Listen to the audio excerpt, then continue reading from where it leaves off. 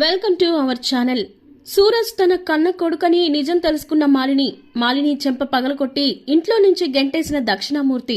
Twist అదిరింది. మరి మాలిని నిజస్వరూపం దక్షిణామూర్తికి ఏ విధంగా తెలిసింది?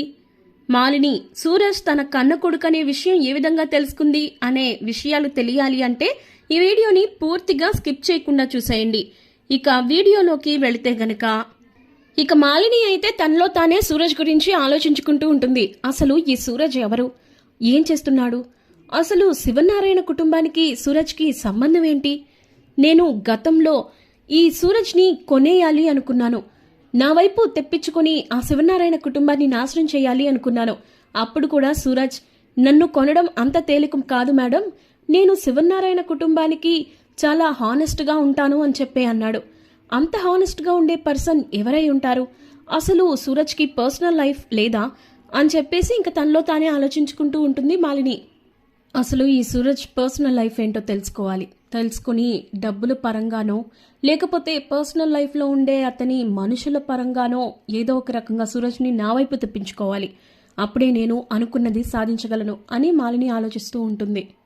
ఈ విధంగా సూరజ్ని నా వైపు తెప్పించుకోవాలంటే ఖచ్చితంగా నేను తనని ఫాలో అయి తీరాల్సిందే అని చెప్పి ఇంకా మాలిని అప్పటి నుంచి సూరజ్ని ఒక కంట కనిపెడుతూ ఉంటుంది. ఇక సూరజ్ ఏమో ఇల్లు ఇంకా ఆఫీస్ అంటూ ఉంటాడు, ఇంకా ఎక్కడికి వెళ్లకుండా ఉంటాడు. అలా అయ్యేసరికి మాలిని ఓ రోజు ఇరిటేట్ అయిపోతూ ఉంటుంది, కార్లో వెయిట్ చేస్తూ ఉంటుంది సూరజ్ బయటకు వస్తాడేమో అని చెప్పేసి. ఈ సూరజ్ ఏంటి రోజు ఇల్లు ఆఫీస్ అంటూ తిరుగుతున్నాడు, ఇక ఇతనికి పర్సనల్ లైఫ్ ఏం లేదా అని చెప్పి ఇరిటేట్ అవుతూ ఉంటే ఇక అప్పుడే సూరజ్ ఇంట్లో నుంచి బయటకు వస్తాడు. బయటకు వచ్చిన తర్వాత ఆఫీస్ వైపు కాకుండా వేరే సైడ్ వెళ్తాడు. వేరే సైడ్ వెళ్ళేసరికి అప్పుడు మాలినికి డౌట్ వస్తుంది, ఇదేంటి రోజు ఈ మనిషి ఇల్లు ఆఫీస్ అని తిరుగుతూ ఉండేవాడు, ఈరోజు వేరే సైడ్ వెళ్తున్నాడు అంటే ఖచ్చితంగా తనకి ఓ పర్సనల్ లైఫ్ ఉన్నట్టుంది అని చెప్పేసి ఇంకా దొరికేవు సూరజ్, ఈ రోజుతో నీ బండారు వెంట బయట పెడతాను అని చెప్పేసి మాలిని ఆలోచించుకుంటూ ఉంటుంది. ఈ రోజుతో సూరజ్ లైఫ్ నా చేతిలోకి ఉంటుంది. ఈ రోజు తన పర్సనల్ లైఫ్ తెలుసుకుంటే తన మనుషుల్ని అడ్డం పెట్టుకునైనా తన మీద నేను పని చేసుకుంటాను, అలాగే తనకి ఇంకా డబ్బులు ఆఫర్ చేసైనా నేనేంటో చూపిస్తాను అని చెప్పి మాలిని అంటూ ఉంటుంది. సూరజ్ ఒక్కసారి నా వైపు వస్తే చాలు, ఆ శివనారాయణ కుటుంబాన్ని నాశనం చేయొచ్చు అని చెప్పి ఇంకా తనలో తానే అనుకుంటూ ఉండగానే ఇంకా సూరజ్ ఒక ఇంటి దగ్గర ఆగుతాడు. ఇక బైక్ ఆపి లోపలికి వెళ్ళిన తర్వాత ఇదేంటి, ఇది తన ఇల్లేననుకుంటా, తన ఇంట్లో ఎవరెవరు ఉంటారు ఏంటి అనే విషయాలు నేను తెలుసుకుంటే చాలు, ఖచ్చితంగా సూరజ్ని నా వైపు తిప్పుకోవచ్చు అని చెప్పి ఇంకా అనుకుంటూ ఉంటుంది మాలిని. ఇక అప్పుడు సూరజ్ వాళ్ళ నాన్నని కలిస్తే సూరజ్ రారా ఎలా ఉన్నావు, మనం అనుకున్నట్టుగానే జరుగుతుందా అని అంటే అవును నాన్న అంతా నువ్వు చెప్పినట్టే జరుగుతుంది అని చెప్పి సూరజ్ అంటూ ఉంటాడు. నువ్వు శివనారాయణ గారి కుటుంబాన్ని కాపాడాలని నువ్వు నన్ను ఏ పర్పస్ మీద అయితే పంపించావో అదే జరుగుతుంది నాన్న, కరెక్ట్గా ఇప్పుడే ఆయన కుటుంబాన్ని ఆయన కంపెనీలని కూడా నాశనం చేసే పన్నాగం పట్టారు. నువ్వు అన్నట్లుగానే వాళ్ళ కుటుంబం మీద దండయాత్ర చేస్తున్నారు వరుసపెట్టి, నువ్వు అన్నట్టుగానే మొన్న రెస్టారెంట్లో కూడా పోటీలో వాళ్ళ కంపెనీ నిలవాలి అని చెప్పి పగపట్టారు. నువ్వు అన్నట్లుగానే అన్నీ ఎక్కడికక్కడ పతనం చేయాలని ట్రై చేస్తున్నారు. ఇక నువ్వు చెప్పినట్టుగానే నువ్వు పంపించిన పని మీదగానే నేను ఆ ఇంట్లో ఉన్న వాళ్ళకి దండగా ఉంటున్నాను, కంపెనీలకి ఇటు ఇంటికి కూడా నేను సపోర్టివ్గా ఉంటున్నాను అని చెప్పేసి సూరజ్ అంటూ ఉంటాడు వాళ్ళ నాన్నతో. ఇక అప్పుడు తనలో తానే ఆలోచించుకుంటా ఉంటుంది ఎవరు మాలిని, ఇదేంటి నేను శివనారాయణ గారి ఇంటి మీదకి దండయాత్ర చేస్తాను అన్న సంగతి ఈ మనిషికి ఎలా తెలుసు, అసలు ఈ సూరజ్ని పంపించడం ఏంటి, అసలు ఏం జరుగుతుంది, ఖచ్చితంగా ఈ మనిషి ఎవరో నా కుటుంబానికి ఇంకా శివనారాయణ కుటుంబానికి సంబంధించిన మనిషిలాగానే అనిపిస్తుంది, అసలు వీళ్ళు ఎవరో నేను తెలుసుకోవాలి అని చెప్పేసి ఇంకా కొంచెం కిటికీలో నుంచి చెక్ చేస్తూ ఉంటుంది సూరజ్ వాళ్ళ నాన్న ఎవరు ఏంటి అని చెప్పేసి.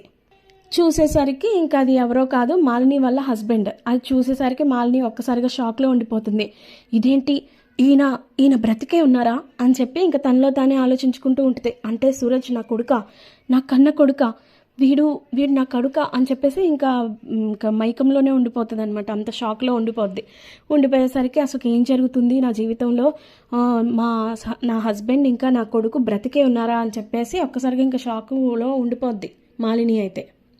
ఇక సూరజ్ని అలాగే వాళ్ళ ఆయన్ని చూసిన మాలిని అయితే తన గతంలోకి వెళ్ళేసరికి ఇంకా మాలిని తన భర్తని కేవలం ఆస్తి కోసం మాత్రమే పెళ్లి చేసుకుంటుంది.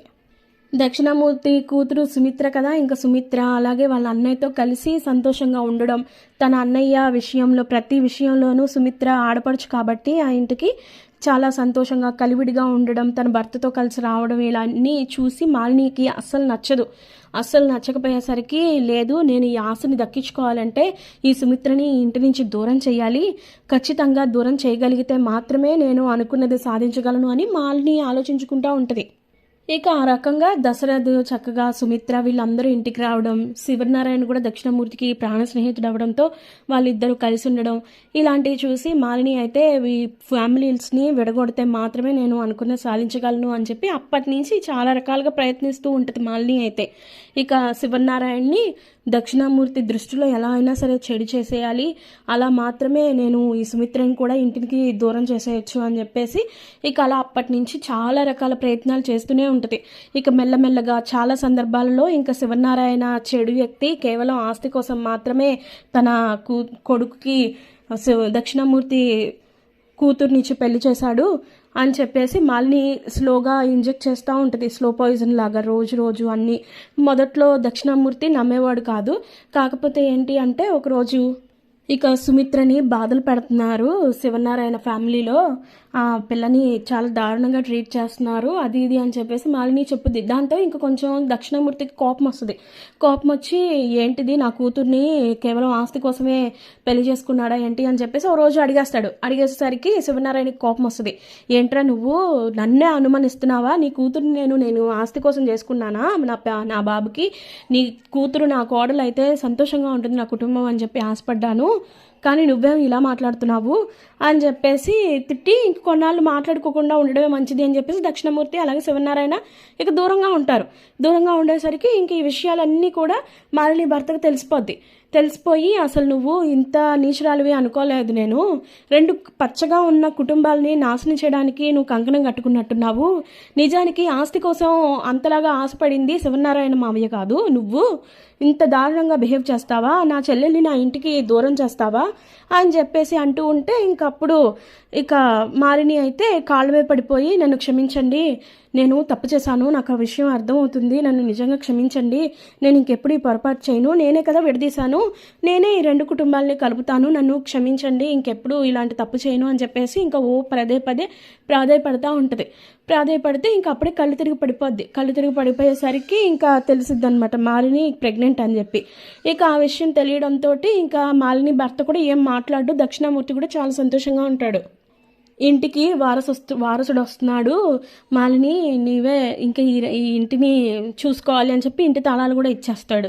ఎందుకంటే సుమిత్ర కూడా లేదు కదా ఈ ఇంటిని చూసుకోవడానికి అన్నట్టు అనేసరికి ఇంకా ఆ తాళాలు చూసి చాలా మురిసిపోతూ ఉంటుంది.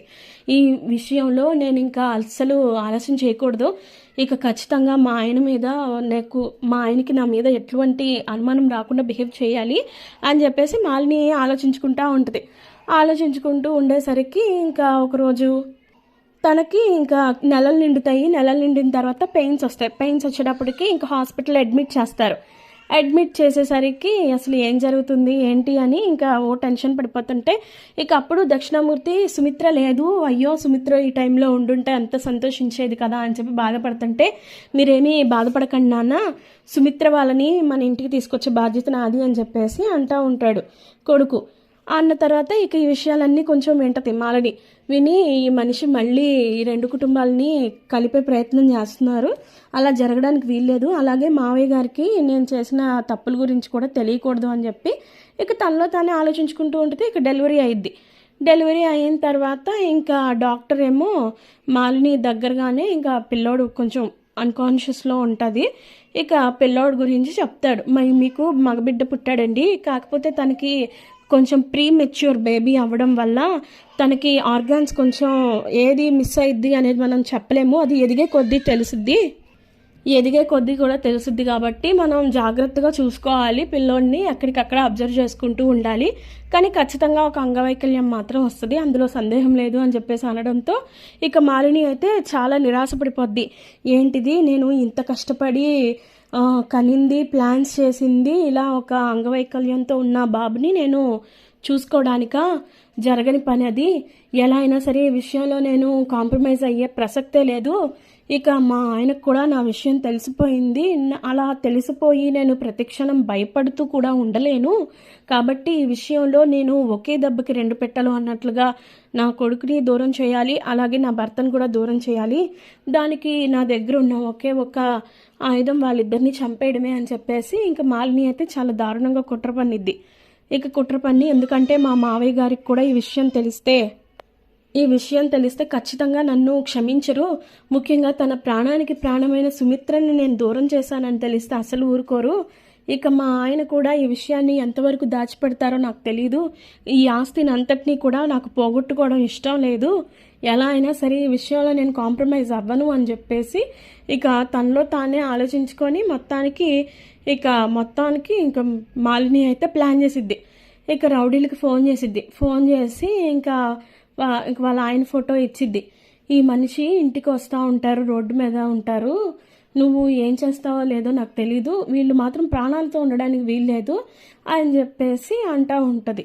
అంటే సరేనండి అలాగే చేద్దామని చెప్పేసి ఇక మాట్లాడుకున్న తర్వాత ఇంకా డిశ్చార్జ్ అవుతారు కదా. డిశ్చార్జ్ అయిన తర్వాత మాలిని ఏం చేసిద్దంటే ఇక నర్స్తో చెప్పించిద్ది, ఏమని, ఈవిడ్ని అంబులెన్స్లో తీసుకొస్తామండి, మీరు ఇంకా బాబు కూడా మీరు ఇంకా కారులో వెళ్ళండి అని చెప్పేసి అనేసరికి సరే అని చెప్పి ఇంకా ఏం చేస్తాడంటే మాలిని భర్త పని మనిషిని డ్రైవర్తో పాటు వెళ్తాడు.